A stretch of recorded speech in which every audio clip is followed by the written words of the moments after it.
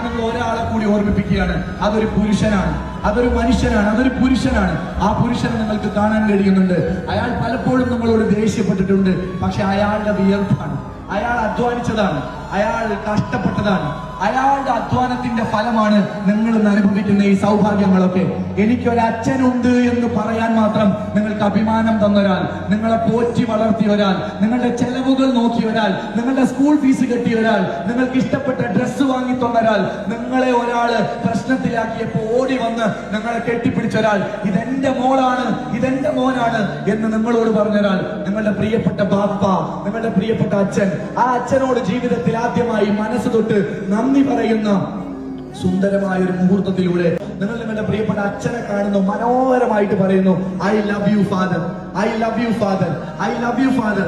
ഞാൻ കുറെ കഷ്ടപ്പെട്ടപ്പോ എന്റെ ഒപ്പം നിന്ന് എന്റെ പ്രിയപ്പെട്ട വാപ്പ, എന്റെ പ്രിയപ്പെട്ട അച്ഛ, താങ്ക് യു.